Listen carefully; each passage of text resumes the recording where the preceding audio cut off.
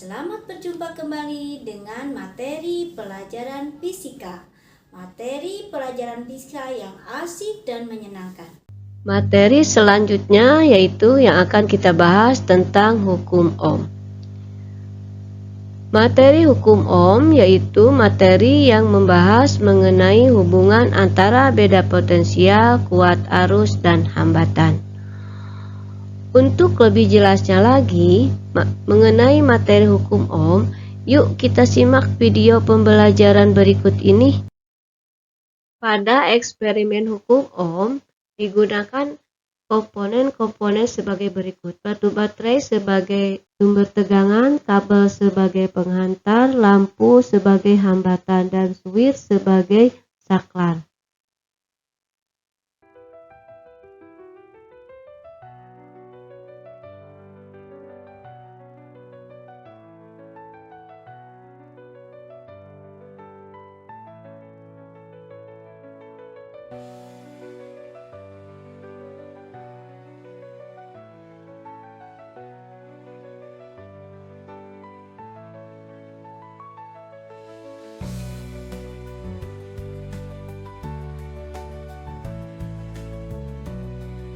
Dari eksperimen ini, kalian dapat membandingkan nyala lampu antara rangkaian yang menggunakan satu baterai dan dua baterai. Dari hasil eksperimennya, Josh Simon Ohm menyatakan bahwa arus pada kawat penghantar sebanding dengan beda potensial, atau I sebanding dengan V. Artinya, semakin besar sumber tegangan, maka semakin besar kuat arus listrik yang mengalir. Yang kedua, yaitu kuat arus listrik berbanding terbalik dengan hambatan. Artinya, jika hambatannya besar, maka arusnya semakin kecil. Nah, dari hasil eksperimen tadi dapat digambarkan grafik sebagai berikut, di mana grafik ini yaitu hubungan antara tegangan dan kuat arus. Dan besarnya tegangan dapat dihitung dengan menggunakan persamaan V sama dengan I dikalikan R. Kemudian apabila ditanyakannya I yang ini, maka V per R. Dan apabila ditanyakannya R, maka V per I. Di mana P yaitu menunjukkan tegangan dalam satuan volt dan I yaitu kuat arus dalam satuan ampere, R itu hambatan dalam satuan ohm. Dari hasil eksperimennya, maka Ohm dapat menyimpulkan kuat arus yang mengalir pada suatu penghantar sebanding dengan beda potensial pada ujung-ujung penghantar dan berbanding terbalik dengan hambatan penghantar. Pernyataan ini dikenal dengan hukum Ohm. Kita lanjutkan ke contoh soal. Sebuah peralatan listrik yang dipakai pada tegangan 220 volt memiliki hambatan 22 ohm. Tentukan kuat arus listrik yang dipakai peralatan listrik tersebut. Untuk menjawab soal ini, pertama-tama kita lihat dulu diketahuinya. Di mana yang diketahuinya yaitu V sama dengan 220 volt dan R sama dengan 22 ohm. Yang ditanyakan arus listrik, di mana dalam satuannya ampere. Untuk menyelesaikan soal ini, kita dapat menggunakan persamaan I sama dengan V per R, di mana V-nya 220 dan R-nya 22. Maka 220 dibagi 22 yaitu 10 ohm. Jadi dari hasil perhitungan, kuat arus yang mengalir pada peralatan listrik itu sebesar 10 ohm. Kita lanjutkan ke mengenai hambatan kawat. Kawat penghantar yang digunakan pada rangkaian listrik pasti memiliki hambatan walaupun kecil. Hambatan sebuah penghantar dipengaruhi oleh panjang kawat, hambas jenis kawat, dan panjang penghantar. Secara matematis, hambatan kawat dapat dihitung dengan persamaan Rho L per A, dengan L sama dengan hambatan kawat dalam satuan ohm, Rho hambat jenis kawat dalam satuan ohm per meter, L panjang kawat dalam satuan meter, dan A yaitu luas penampang dalam satuan meter persegi. Contoh soal. Berapakah hambatan seutas kawat aluminium di mana hambat jenisnya yaitu 2,65 kali 10 pangkat min 8 ohm meter yang mempunyai panjang 40 meter dan diameter 4,2 mm. Untuk menjawab soal ini, kita lihat dulu diketahuinya. Di mana diketahui Rho-nya sama dengan 2,65 kali 10 pangkat min 8 ohm meter. Panjangnya atau L sama dengan 40 meter, diameternya 4,2 mm. Maka kita cari dulu jari-jarinya, yaitu setengahnya dari 4,2. Jadi jari-jarinya atau diberi simbol R sama dengan 2,1 mm. Ini karena satuannya dalam milimeter, kita ubah ke dalam meter menjadi 2,1 kali 10 pangkat min 3 meter. Yang ditanyakannya R. Karena pada soal ini belum diketahui luas, maka kita cari luasnya dengan menggunakan persamaan A sama dengan VR kuadrat. A sama dengan 3,14, ini sudah ketetapannya untuk V, kali R-nya yaitu 2,1 kali 10 pangkat min 3 dikuadratkan. Maka 2,1 dikuadratkan sama dengan 4,41 min 3 dikali 2 jadi min 6. Maka 3,14 dikali 4,41 dikali 10 pangkat min 6 yaitu 13,8 kali 10 pangkat min 6. A-nya yaitu kita bulatkan dari 13,8 mundur satu langkah menjadi 1,4 dan eksponennya menjadi 10 pangkat min 5. Jadi luasnya dari soal ini dapat diketahui yaitu 1,4 kali 10 pangkat min 5. Nah, untuk menentukan hambatan pada soal ini kita dapat menggunakan persamaan R sama dengan Rho kali L per A. Sama dengan 2,65 kali 10 pangkat min 3. Ini Rho ini diperoleh dari sini ya, sudah dari diketahui ini. Kemudian 40 dari diketahui dari sini. Dan 1,4 kali 10 pangkat min 5 dari sini, dari hasil perhitungan. Hasil kali antara 2,65 dikali 10 pangkat min 3 dikali 40 dibagi 1,4 kali 10 pangkat min 5 sama dengan 7,6 kali 10 pangkat min 2 ohm. Hukum Kirchhoff. Hukum Kirchhoff ada dua, yaitu hukum 1 Kirchhoff dan hukum 2 Kirchhoff. Untuk memahami hukum 1 Kirchhoff, maka kalian simak animasi berikut. Kalian perhatikan besar arus pada lampu 1, kemudian besar arus pada lampu 2, dan besar arus pada lampu 3.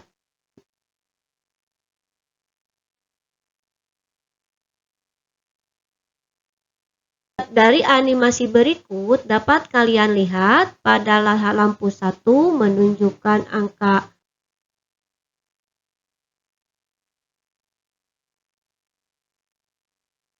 50, pada lampu 2 menunjukkan angka 25, pada lampu 3 menunjukkan angka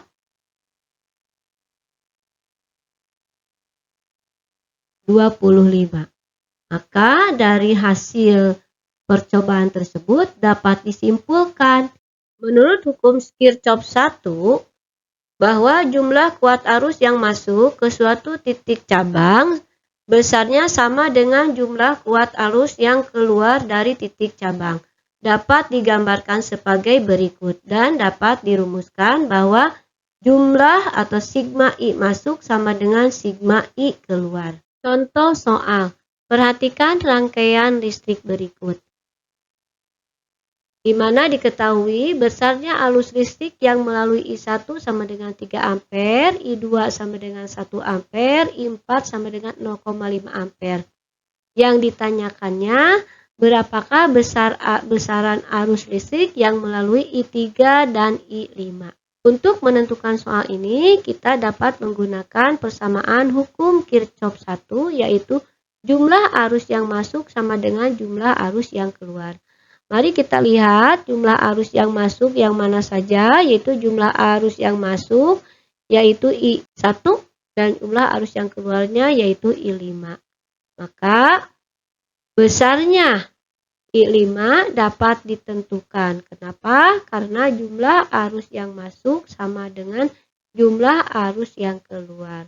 Artinya I5 besarnya yaitu sama dengan I1 yaitu 3 ampere. Sekarang kita lihat I3 karena ditanyakannya yaitu I3 dan I5. Untuk menentukan besar I3 kita gunakan persamaan jumlah arus yang masuk sama dengan jumlah arus yang keluar. Di mana jumlah arus yang masuk apa saja? Kita lihat jumlah arus yang masuk yaitu jumlah dari I2, I3, dan I4. Sama dengan arus yang keluar yaitu I5. I1, I2-nya kita lihat berapa ampere? 1. Kemudian I3 yang ditanyakan, I4-nya 0,5 sama dengan arus yang keluar yaitu 3 ampere ya. Maka kita lihat I1 ini ditambah 0,5 yaitu 1,5 pindah ruas menjadi negatif 1,5. Dan ini 3 tetap. Maka I3-nya 3 dikurangi 1,5 sama dengan 1,5 ampere. Maka I3-nya besarnya yaitu 1,5 ampere. Maka dari pertanyaan tadi I3 besarnya 1,5 ampere dan I5 besarnya yaitu 3 ampere. Untuk hukum 2 Kirchhoff dapat dinyatakan bahwa di dalam sebuah rangkaian tertutup jumlah aljabar gaya gerak listrik atau disingkat GGL dengan penurunan tegangan sama dengan 0 dapat digambarkan sebagai berikut. Dan persamaannya dapat ditulis sigma E ditambah sigma IR sama dengan 0. Di mana E sama dengan GGL sumber tegangan dalam satuan volt, I kuat arus dalam satuan ampere, dan R hambatan dalam satuan ohm. Contoh soal hukum Kirchhoff 2 satu loop. Perhatikan gambar rangkaian listrik berikut. Pada soal ini yang ditanyakan yaitu besar tegangan jepit pada titik AB. Untuk menentukan besar tegangan jepit pada titik AB, yang pertama kita lakukan yaitu menentukan arus dulu. Untuk menentukan arusnya, maka kita dapat menggunakan hukum Kirchhoff 2. Di mana persamaannya itu sigma E ditambah sigma IR sama dengan 0. Langkah yang pertama yaitu kita lihat arah arus dan arah loop. Kita tentukan arah arusnya ke sini ya. Nah, maka setelah itu kita tentukan loop berputar menuju ke mana. Nah, loop di sini berputar menuju ke kutub positif. Maka kita lihat E-nya ya. Untuk E1 ini tandanya positif. Kita lanjutkan loop berputar menuju ke mana yang ke E2 yaitu menuju ke kutub positif juga. Maka E2 juga positif. Kemudian loop berputar lagi berputar menuju ke E3. E3 juga sama menuju ke kutub positif. Maka E3 juga positif. Maka kita tentukan I kali R. Pertama tentukan arah arus. Arah arusnya searah dengan arah gerakan loop, maka di sini tandanya positif. Maka I dikalikan R1 ya melewat hambatan 1, kemudian I dikalikan R2 dan I dikalikan R3. Nah, juga arus berputar terus ke sini maka I dikalikan R4. Penulisannya bisa seperti ini, I dikali R1 ditambah R2 ditambah R3 ditambah R4 sama dengan 0. Maka kita jumlahkan E-nya 8 ditambah 8 ditambah 8 ditambah I yang ditanyakan ditulis kembali. Kemudian R1-nya 3, R2-nya juga 3, R3-nya 2, dan R4-nya 4. Sama dengan 0. Kita jumlahkan E-nya yaitu 8 ditambah 8, 24. Pindah ruas menjadi negatif 24. Dan ini dijumlahkan 3 ditambah 3, 6 ditambah 2, 8 ditambah 4, 12. Kalikan I jadi 12I. Maka 12I sama dengan min 24. Jadi I-nya sama dengan 24 dibagi 12. Di sini tandanya negatif, jangan lupa ya. Jadi negatif 24 dibagi 12. Jadi hasilnya yaitu negatif 2 ampere. Nah, ini baru kita tentukan I. Kemudian kita tentukan besarnya tegangan jepit antara A dan B. Kita lihat rangkaiannya lagi ya. Di mana arah loopnya tadi berputar ke sini ya. Nah, I-nya sudah dapat, itu negatif 24. Tanda negatif berarti arah arusnya itu harusnya kebalikannya ke sini ya, jadi bukan ke sini. Nah, karena kita sudah menentukan seperti ini, maka kita tentukan tegangan jepitnya, di mana tegangan jepit yang ditentukan hanya dari A ke B saja. Jadi yang ini tidak dihitung, ya, yang dihitung dari A ke B saja. Jadi dari A ke B itu yang digunakan yaitu hanya S1 saja dengan R1 ya. Untuk R2, R3, R4 tidak, karena ditanyakannya dari A ke B saja. Maka VAB sama dengan E1 ditambah, nah ini karena arah arusnya searah, I dikalikan R1. E1-nya 8 dari sini ya. E1-nya 8 dari sini nih. 8 dari sini. Kemudian I-nya diperoleh dari sini. Dan R-nya diperoleh dari sini. 3. Ya. Maka 8 ditambah, ini min 2 dikali 3, yaitu min 6. Jadi 8 dikurangi 6, yaitu 2 volt. Jadi besarnya tegangan jepit pada titik AB, yaitu 2 volt. Contoh soal hukum Kirchhoff 2 untuk 2 loop. Perhatikan gambar berikut. Di mana yang ditanyakan yaitu hitung besar kuat arus pada hambatan R2. Karena yang ditanyakannya besar kuat arus pada hambatan R2 saja, maka kita hitung langsung I2. Kita dapat menggunakan persamaan yang sederhana. Langkah pertama yaitu kita tentukan dulu arah loop dan arah arusnya. Kita tentukan arah loopnya, itu ke sini ya putarannya. Yang ini ke sini mutarnya ya. Maka kita gunakan persamaan yang untuk menghitung I2 saja ya.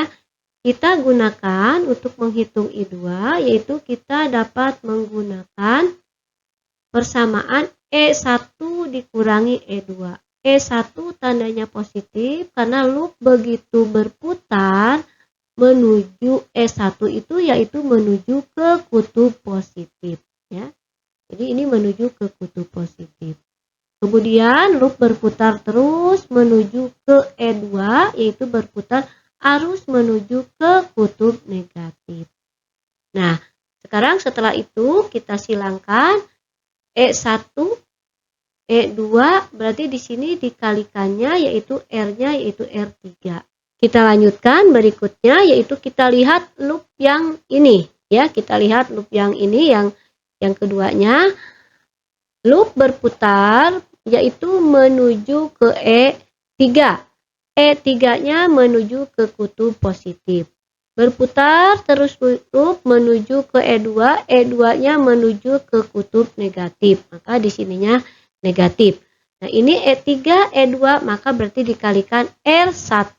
Nah, ini R1-nya 2. Berikutnya dibagi R1 dikali R2 disilangkan R1 dikali R3 ditambah R2 dikali R3.